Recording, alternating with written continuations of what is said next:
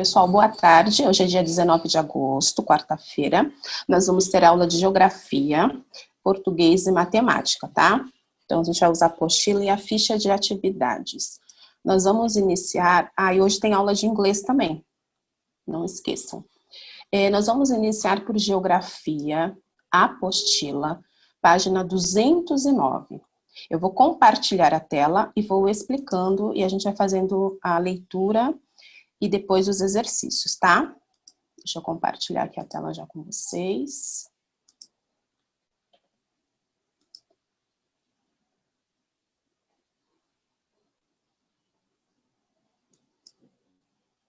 Abram a apostila na página 209, de geografia.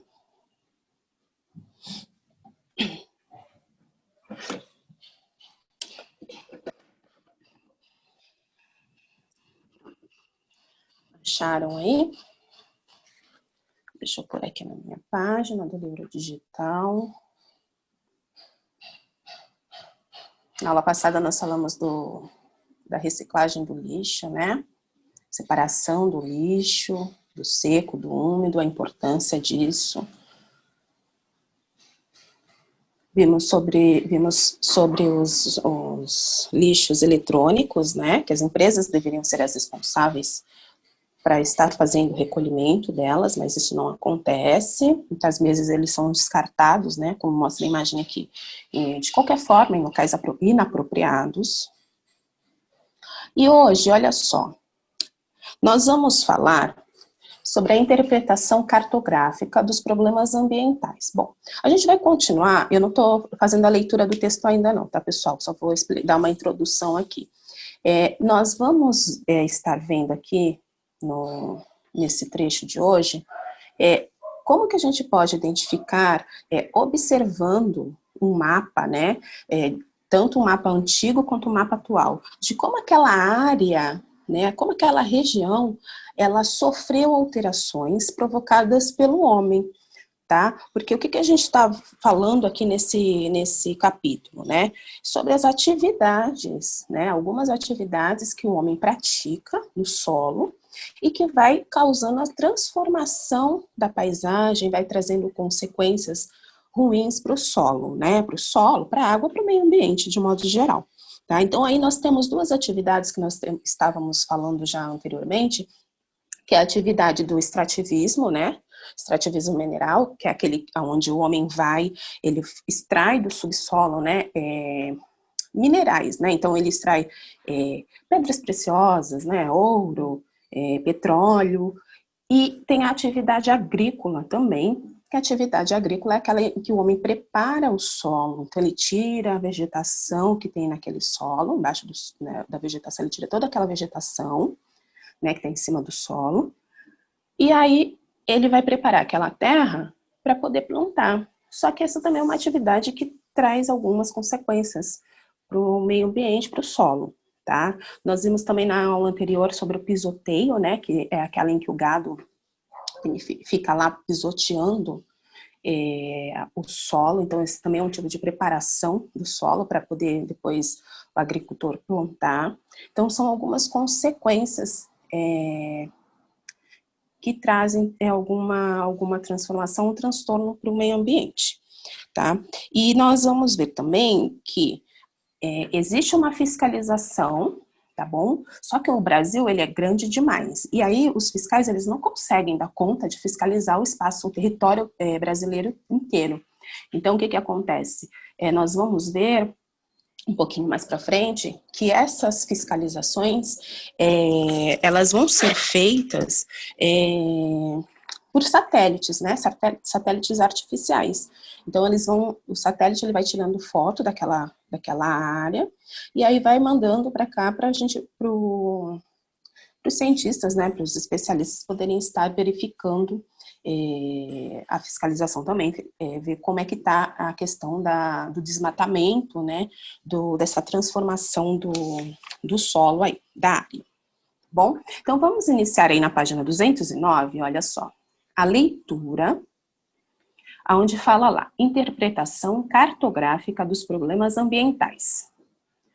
A necessidade de ampliar a produção de recursos minerais e agrícolas é um fator que merece atenção especial, pois essas atividades acontecem na natureza, o que altera profundamente o ambiente natural. Muitos dos produtos gerados por essas atividades são vendidos no mundo todo, como a soja e o minério de ferro. Assim, os danos causados ao ambiente por essas atividades ocorrem no Brasil, enquanto a maior parte dos produtos por elas produzidos vão para outras partes do mundo. Lá na página 210, olha lá, vai estar falando aí o que a tia acabou de falar aí no início, né? Ele vai mostrar aí 2 mapas, tá? Olha só, vamos observar aí. E o que eles vão representar? Eles representam a distribuição vegetal nativa em nosso país em 2 momentos distintos, tá? Então, ele vai mostrar aqui 2 momentos do Brasil, né, da vegetação do Brasil, tá? Então, vou aumentar aqui a tela, e aí a gente já fazemos o exercício juntos. Olha só. Então, só para relembrar, olha lá. Lá em cima eu tenho o título, né, dos mapas. Então, tem aqui Brasil, retração da vegetação nativa. Então, esse mapa aqui é referente ao ano de 1950 até 1960. No segundo mapa, o título está falando Brasil, retração da vegetação nativa. Só que agora é do ano de 1990 até o ano 1980, desculpa, que eu não estou enxergando muito bem. Tá? Olha lá. Embaixo do mapa, lembra que a gente tem as legendas, a escala, a rosa dos ventos que vai orientar, né? Onde fica o norte, sul, leste, oeste, a escala, né? Que vai dar aproximadamente aí que mostrar mais ou menos a proporção, né? Do tamanho. E aqui, olha, na legenda, ele está especificando o que cada cor representa, nos 2 mapas, tá? Eles vão ter as mesmas cores, tá? Então, olha lá. No verdinho ali, primeiro, mais claro, ele está falando que é a floresta... E eu não enxergo, mas tudo bem. É a floresta, pessoal, peraí. A amazônica. O outro verdinho aqui, o segundo, é a Mata Atlântica. O verde mais escuro é a Mata de Araucoara. Esse marronzinho aqui é o Cerrado. Depois aqui nós temos a Caatinga. Lá do outro lado, no laranjinho ali, o amarelo mais forte, Campos. O rosa, Pantanal. Vegetação litorânea. E o laranja representa a parte onde foi modificado pelo homem. Vocês estão vendo aí? Então, vamos observar os 2 mapas. Olha só. A parte laranja, ele está dizendo que é a parte modificada pelo ser humano, certo? Então, vamos observar com atenção o primeiro mapa, que retrata o Brasil, né, entre 1950 e 1960. Olha lá. Quando a gente vai para o segundo mapa, vocês podem ver que no primeiro mapa o laranja não é o que predomina, certo? Mas quando a gente chega ali no segundo mapa, que representa o Brasil de 1980 a 2000, olha só. O que aconteceu aí? Né? A parte em que o homem colocou as mãos, né, ela aumentou significativamente. Vocês estão vendo? Como o homem transformou a paisagem, olha a diferença, olhem. Tá vendo? Então, com base nas imagens, vamos responder aqui as questões. Na questão número 1, ele fala assim, olha. Observe a legenda. Então, legenda é essa parte aqui de baixo, tá? Que tem os quadradinhos, os retângulos coloridos. Você sabe o que significa o termo modificado? Procure a palavra no dicionário e anote o significado nas linhas a seguir. 2. O mapa nos mostra diferentes tipos de vegetação. Qual a cor que mais aumentou? Então, você vai lá no mapa e vai ver ali, né? Qual foi a cor que mais aumentou? Você vai escrever aqui o nome da cor que mais aumentou no mapa. Número 3. Observe a legenda do mapa. O que a cor laranja significa? Então, você vai lá na legenda novamente e lê o que está escrito lá do ladinho da cor laranja, né? Deixa eu aumentar aqui. Aí você vai escrever o que está escrito, porque ele quer saber o que significa a cor laranja. Tá? Então, olha só. Peguem aí o dicionário. Achem a palavra aí. O que significa, né? A palavrinha modificado. Registrem aqui no exercício 1. E já a gente volta para a correção e continuar a leitura até a página 211, tá? Deixa eu voltar aqui.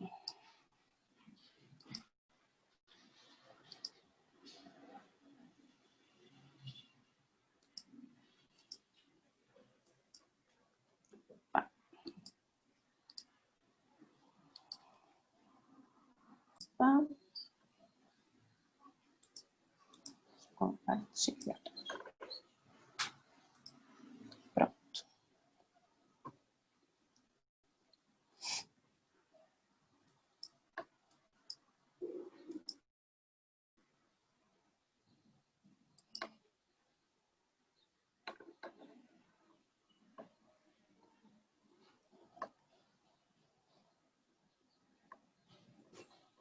Deixa eu voltar aqui, que o iPad ele sai da página, ele não fica na página. A gente tem que sempre voltar quando sai. Então, vamos lá para a nossa correção. Olha lá. Então, terceiro ano, atenção à correção. Vamos lá? Vejam aí qual foi a resposta de vocês, tá bom? Então, na número 1, a gente tem que pesquisar a palavra modificado, né? Então, é o que...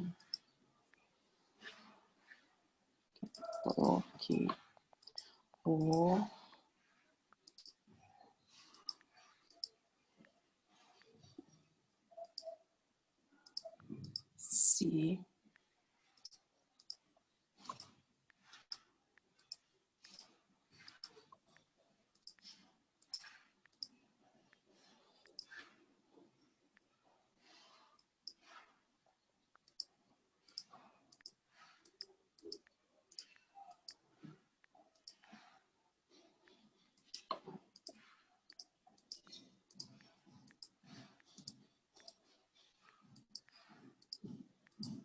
Olha lá.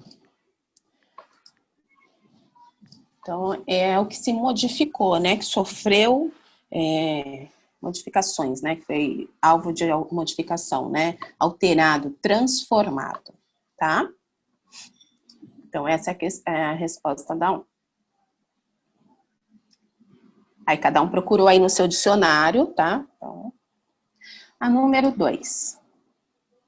O mapa nos mostra diferentes tipos de vegetação. Qual a cor que mais aumentou? Laranja, né? Laranja.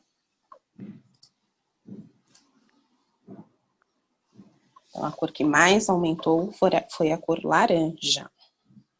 Então, a gente analisando aí o mapa, a cor laranja.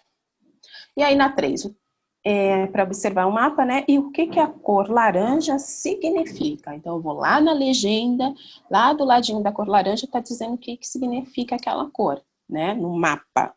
Então, significa modificado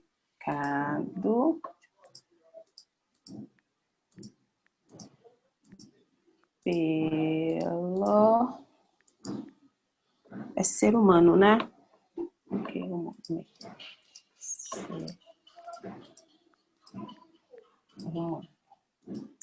a gente pode observar aí na imagem que como que o homem, né, ele é o maior agente transformador da paisagem natural, tá? Então, tô subindo aqui um pouquinho para ver, para vocês aí conferirem. Pronto? Conferiram aí as respostas?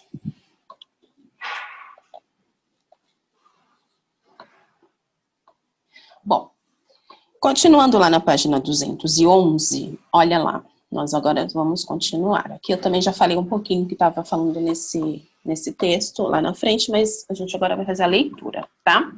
Então, no texto ele fala que na atividade anterior, essa que nós acabamos de fazer aí, de observar as duas imagens, percebemos que a necessidade de novas terras para o cultivo e também a abertura de novas áreas de mineração tem resultado na redução da cobertura original em nosso país. Ou seja, então, a cobertura original qual que é? Seria a vegetação. Mas o homem, né, ele tem a necessidade, ele precisa de explorar outros espaços, novas terras, para poder continuar com essas atividades, tá? Então, a primeira medida a ser tomada é ampliar cada vez mais o processo de fiscalização das atividades econômicas que ocorrem em áreas de vegetação nativa. Como o território brasileiro é muito grande para que fiscais possam vasculhar todas as matas em busca de desmatamentos ilegais e desordenados, são necessários outros métodos que possibilitem maior agilidade nesse processo. Um dos métodos utilizados com sucesso no Brasil, então, além de ter os fiscais, mas como eles não vão dar conta de fiscalizar toda essa área, né, que é muito grande no Brasil, então eles acharam um outro recurso, um outro meio. Em especial, na região coberta pela floresta amazônica, eles utilizam um monitoramento por meio de imagens obtidas por satélites artificiais que orbitam o nosso planeta. Nós já vimos isso a respeito lá no primeiro bimestre. Existem diversos tipos de satélites artificiais, voltados para diversas áreas. Então, tem satélites para comunicação, para defesa, pesquisa espacial, estudos atmosféricos, estudos ambientais, etc. Outra maneira de analisarmos os problemas ambientais causados pela ocupação do solo é comparar imagens obtidas de um mesmo local em tempos diferentes. Tá? É praticamente o que nós fizemos aqui na atividade anterior, só que ali nós usamos o mapa. Agora a gente vai estar vendo imagens, vamos dizer assim, mais reais, tá? A comparação entre imagens ou fotografias antigas e atuais nos permite perceber que a expansão da ocupação e o uso do solo têm sido muito intensos. Então, olha aí, ó. O livro nos dá aqui uma imagem. Olha aqui, pessoal, olha só. Então, aqui ele está mostrando, ó, as imagens de satélite permitem o monitoramento real da floresta. Aqui a gente tem um satélite, tá? Ele fica monitorando lá na órbita, ele fica monitorando esses espaços, tá bom? Nessa imagem de satélite, é possível observar a mata na cor verde e as áreas desmatadas pela ocupação humana, em cores mais claras. Então, toda essa partezinha aqui, olha, esses detalhes mais claros, são as partes em que o homem transformou, né? Ele retirou a vegetação dali para poder usar, vamos dizer assim, para nossa sobrevivência, para muitas vezes nem tanto, né? Tá bom? Vocês vão agora lá na página 211, olha lá. Eu vou deixar essa atividade aqui para casa. Vou explicar. E para casa, coloquem aí PC. Tá? Então, vocês lembram que no finalzinho ali do texto, ele está falando que a gente pode comparar, né, a imagem de um local, de um mesmo local, em épocas diferentes, utilizando o quê? As imagens, né? Fotografias antigas e fotografias atuais. Então, nós temos aqui, olha só, a cidade do Rio de Janeiro retratada em dois momentos dele, tá? No Rio de Janeiro, na primeira imagem, em 1889. E a segunda é o Rio de Janeiro atualmente, ok? Então, vocês vão fazer em casa essa atividade, é para casa, tá? Então, primeiro ele fala assim, as fotografias se referem a um mesmo lugar do Rio de Janeiro. A pergunta é, a paisagem continua igual? Aí vocês vão observar e vão responder. Observem com muita atenção. 2. Quantos anos de diferença aproximadamente há entre as fotografias? Olha só, eu sei que essa fotografia é do ano de 1889. E, atualmente, nós estamos no ano de 2020. Então, para você saber quantos anos tem, assim, de diferença, né, de uma fotografia para outra, o que você tem que fazer mesmo? Você vai pegar lá o ano de 2020, vai subtrair 1889. E aí você vai achar lá o resultado, qual é a diferença aí de anos de uma fotografia para outra. E na questão número 3, quais são as principais diferenças entre as fotos? Tá? Então, vocês têm aí que, principalmente no exercício 3, analisar com muita atenção, tá? Porque tem bastante diferença aí de uma para outra, tá? Muita coisa mudou, muita coisa o homem transformou. Então, analisem com muita atenção e aí vocês respondem a questão 3 também, tá bom? Então, eu vou deixar essa atividade para casa. Deixa eu voltar aqui com vocês.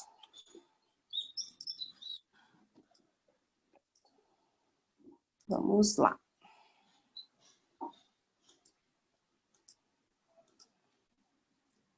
Vamos então para português.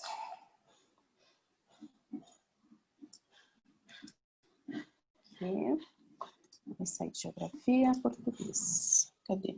Textos que apresentam dados. É o último capítulo ali.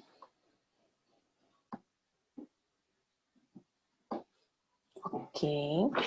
Aí na página 67, olha, nós fizemos a atividade anterior e hoje nós vamos falar sobre ortografia. Aqui no caso, nós vamos falar sobre a letrinha H. Vocês vão ver que a letrinha H, ela, quando usada no início da frase, ela não, da palavra, ela não tem o quê? Ela não tem som, tá? Cadê, gente? Deixa eu pôr aqui. Aqui, olha lá. A letrinha H, eu não estou fazendo a leitura do texto ainda não, tá? Então, a letrinha H, ela vai fazer união, né, junção, com as vogais. Então, a letrinha H, quando eu junto com a letrinha A, E, I, O, U, ela vai ter o som dessas vogais. Então, toda vez que a letrinha H, né, ela for inicial, ela estiver no início da palavra, ela vai ter o som da vogal que ela está acompanhando, tá? Então, isso que nós vamos ver. Já quando a letrinha H, ela está acompanhada de outras 3 letrinhas que eu vou mostrar para vocês, ela vai fazer, junto com essas outras letrinhas, ela vai fazer um outro som. Então, olha lá o que ele está falando. Olha, para começar o estudo da letra H, observe a presença dessa letra nas palavras seguintes. Depois, leia as palavras em voz alta. Então, nós temos aqui, na primeira palavra, deixa eu aumentar aqui. Eu tenho a palavra chapéu. Na segunda, linha. Terceira, alho. Quarta, hoje. Na quinta, homem. Vocês perceberam que quando a letrinha H está no início, ela vai ter, então, o som da vogal que ela está acompanhando. Então, aqui no caso, a vogal, né, ela é o O. Então, a gente vai pronunciar hoje. Homem. Quando a letrinha H, ela vem acompanhada da letrinha C, ela estiver acompanhada, olha, da letrinha N, ou estiver acompanhada da letrinha L, ela vai apresentar um outro som, ela vai formar um outro som. E aí a gente chama esse outro som aí que elas vão formar de dígrafos, tá? Então, CH, NH e LH são dígrafos. Eles vão formar um outro som. Então, os dígrafos é quando eu tenho duas letrinhas, tá? Mas essas duas letrinhas aqui, no caso, ela vai formar só um som, tá? Então, ó, chapéu. Aqui, linha, alho, tá? Bom, agora, ele fala assim, em quais das palavras o H não tem som? Escrevam aí no livro de vocês. Em qual das palavras o H não tem som? Já acabou de falar. Escrevam aí. Observem. Leiam novamente as palavrinhas que estão lá no quadrinho lilás. Em qual momento a letrinha H, ela não apresenta som, pessoal? E quais são essas palavrinhas que estão aqui nesse quadrinho que não vai apresentar som, a letrinha H? Então, quem escreveu hoje e homem, está certo. Então, hoje eu escrevo com H, ok? Opa, não, é E. Que aqui a gente digita, ele já muda automático. E.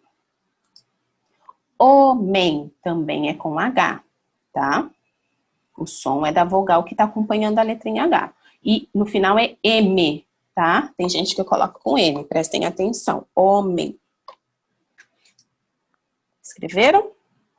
Bom, continuando na página 67, olha lá. As palavras que iniciam com H podem vir seguidas por qualquer uma das vogais de nosso alfabeto. Então, quais são as vogais? A, E, I, O, U, tá bom? Importante perceber que o H inicial não tem som. Então, olha lá, a palavra habitação, o H, ele está acompanhando o A, então o som é da vogal A. Herói, herói está acompanhando a vogal E, então é herói, o som é do E. História, olha lá, o H acompanha a vogal I. Homem, como nós já vimos, acompanha a vogal O. E humano acompanha a vogal U, então o som é do U, tá? Por isso que muitas vezes as pessoas se atrapalham na hora da escrita, por conta dessa letrinha, né, do H, ele não ter som. Então, algumas pessoas se confundem com algumas palavras onde o H está no início, tá? Bom, vamos lá na página 68. Está na página 68. Antes de nós fazermos o vamos produzir, nós vamos fazer o mão na massa, pessoal. Olha lá, mão na massa. Acharam aí? Página 68, nós vamos fazer primeiro mão na massa, prestem atenção. Olha só, ele fala assim, escreva palavras da mesma família. Observe que todas devem começar com H. Então, ele já te dá ali 3 palavrinhas. Mas aí você vai perguntar, mas o que são palavrinhas da mesma família? São aquelas palavras que derivam de uma palavra primitiva, uma primeira palavra, tá? Dessa palavra primitiva, né, eu consigo formar outras palavras No caso, vai pedra. Se eu tiver a palavra pedra, da palavra pedra, a palavra primitiva. Então, da palavra pedra eu posso formar pedreiro, pedrada, pedregulho. Da palavra chuva, eu posso formar chuvarada, chuvisco, chuveiro, tá? Então, é isso que vocês vão fazer aqui. Então, da palavra história, vou fazer aqui o primeiro com vocês, tá? Palavra história. Qual é outras palavrinhas que eu posso colocar aqui, que são da mesma família? Olha só, eu posso escrever, lembrando que tem que iniciar com H, tá? Historiador.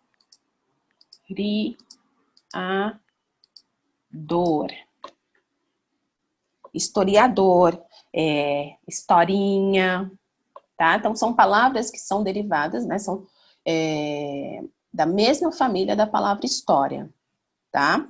Podem colocar uma só.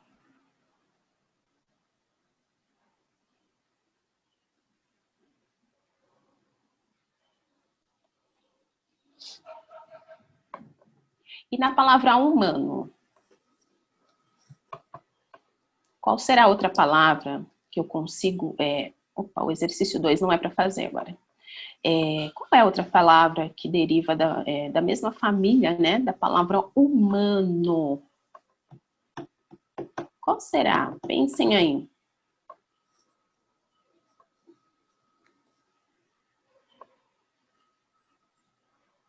A gente pode ter humanidade. Humanidade, né?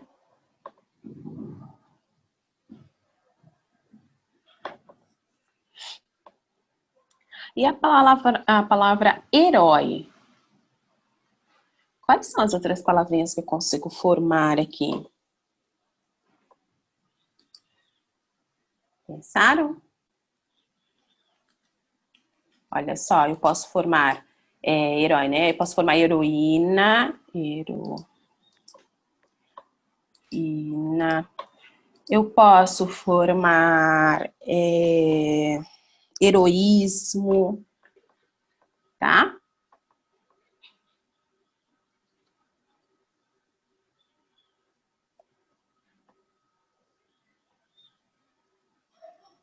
Fizeram? Agora nós vamos lá para o exercício de cima, que é o vamos produzir. A página 69 não vamos fazer agora. Tá? Então, nós fizemos aí o mão na massa, o exercício 1 da mão na massa, da página 68. Agora, nós vamos lá para o vamos produzir, o exercício que está em cima.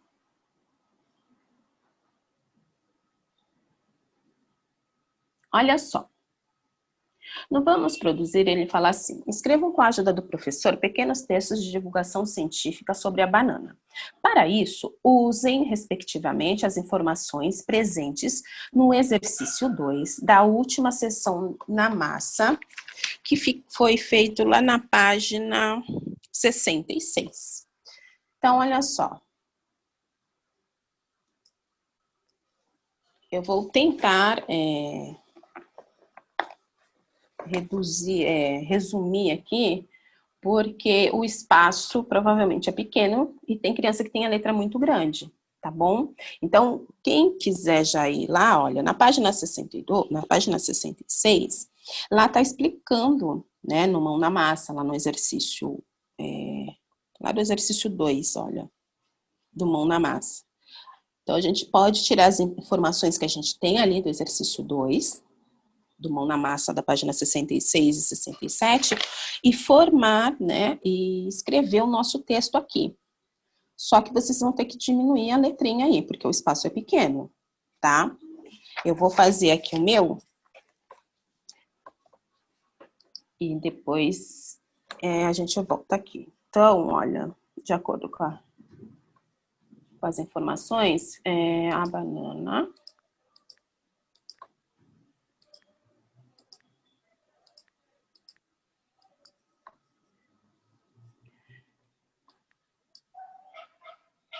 é composta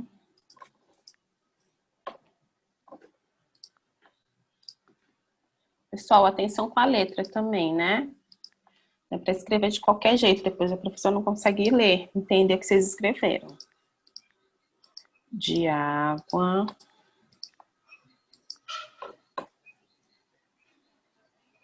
e 25%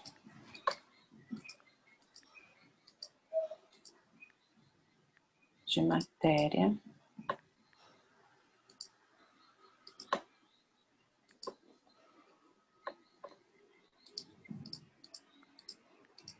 seca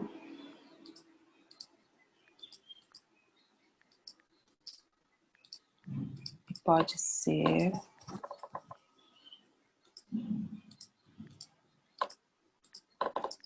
encontrada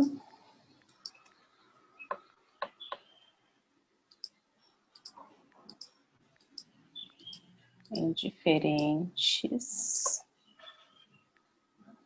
variedades.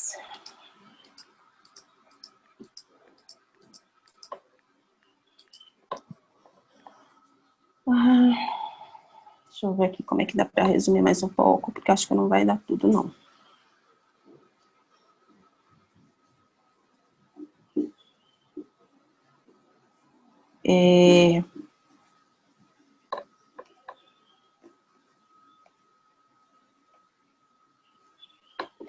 Deixa eu ver, quantidade de variedades. Ponto. A gente pode pôr aqui.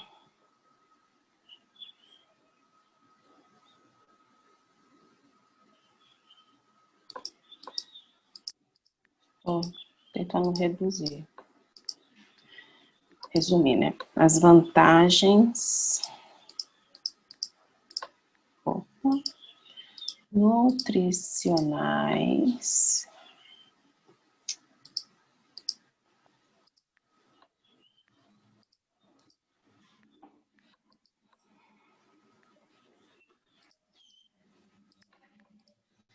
são parecidas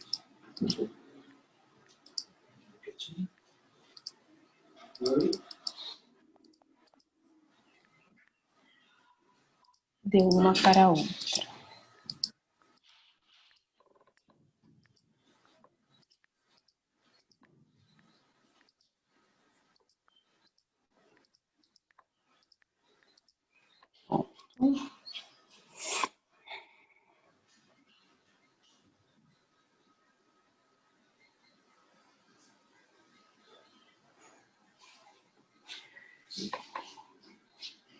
Bom, eu vou deixar até aqui.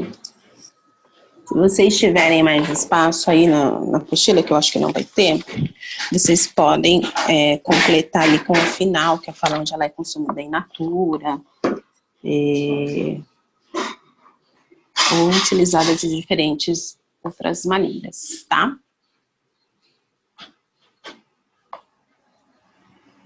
Então, vamos lá. Aqui é o exercício vamos produzir, e aqui é o exercício mão na massa.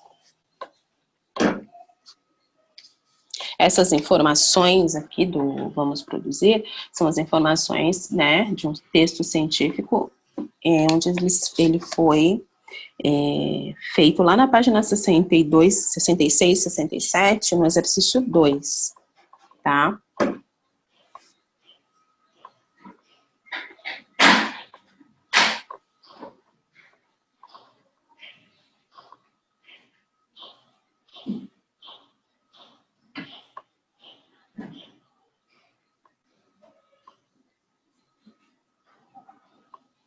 Vou aumentar a tela um pouquinho, que eu não sei como é que tá aí para vocês enxergarem.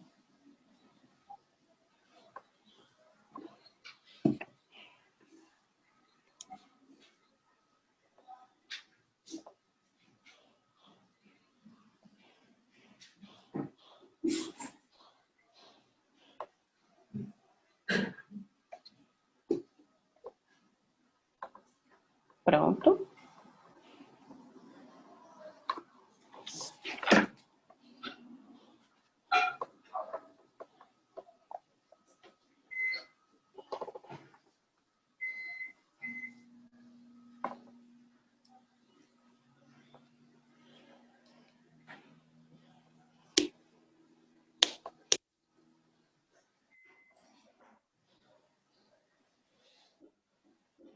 Vou voltar a tela aqui.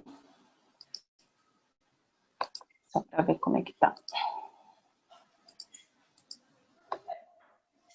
Olha, a Rafa já está comendo. Então, vamos lá. Matemática, ficha de atividades, páginas 75 e 76. Abriram aí? Olha só. A gente vai revisar aqui alguns exercícios sobre a medida de massa e capacidade. Aí na página 75, olha só, tem que fazer a leitura, tá bom? Eu vou ler aqui, vocês acompanham a leitura aí no livro de vocês. Olha lá, no exercício 1, ele tá falando assim, que Maria Flor adora cozinhar. Para fazer uma receita de pão, ela precisava de 1.500 gramas de farinha, mas tinha somente um pacote de 250 gramas. 250 gramas é muito pouco, né? Ela precisa de 1.500 gramas.